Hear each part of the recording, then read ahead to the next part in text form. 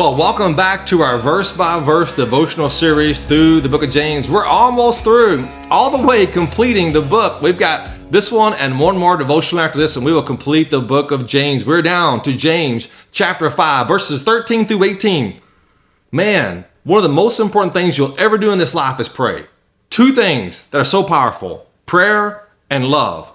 Man, we pray for other people and we love other people rightly. Man, those are the two most powerful things we'll ever do in this life. So prayer, when I think about prayer, James chapter 5 and verses 13 through 18, man, they got some interesting principles, kingdom principles about prayer. Let me show you what I mean. Verse 13 says right here, if anyone among you is suffering, that's talking about physical suffering and emotional suffering and spiritual suffering and relational suffering, all of it.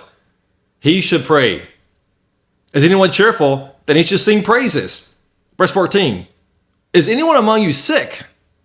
Then he should call for the elders of the church. Now, elders is not, that doesn't mean the older people of the church. That is the leaders. That is the elders in the Bible, or the pastors.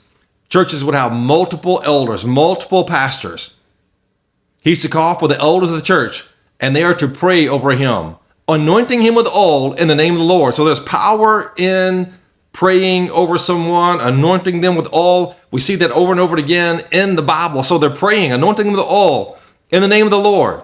Now, in the name of the Lord means according to God's will and his power and his authority.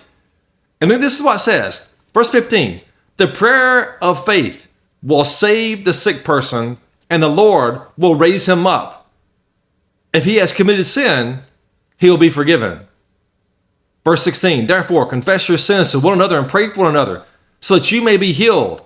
The prayer of a righteous person is very powerful in its effect. Let me stop right there for just a minute before I continue on. So right here he's saying that one of the things that blocks us from having our prayers answered and heard is whenever we have unconfessed, unrepentant sins in our lives. So that's one of the first things we've got to be doing. We call up the elders, get them to come anoint oil, pray in the name of the Lord. But also, if we have sin in our lives, then we've got to confess that so many times. These sins are whenever we have got unforgiveness towards other people around us, or unforgiveness towards ourselves. That's one of the main sins right there that blocks off the power of God moving in and through our lives. And then also pride. Man, that's one thing that James has come back to over and over again. Our pride and our relationships with other people. When we have got issues with pride and unforgiveness towards other people, man, those two things right there are going to be blocking the power of God moving to and through our lives. So then, verse 17, Elijah was a human being as we are, and he prayed earnestly that it would not rain, and for 3 years and 6 months it did not rain on the land. Then he prayed again, and the sky gave rain, and the land produced its fruit. That is some powerful prayer right there. I don't think anybody would argue with that. All of us look at that and say, man, that is some powerful prayers right there. When a dude can pray that it's not going to rain, ask God not to let it rain, and God says no rain, and that happens. And then when he says, then he's like, okay, God, let's get back to rain again, and he does. That is some powerful prayers. We look at that and say, man, Elijah, he was a super, believer. His faith was amazing. And James is saying right here, look at this. He was a human being as we are. So he's just like us.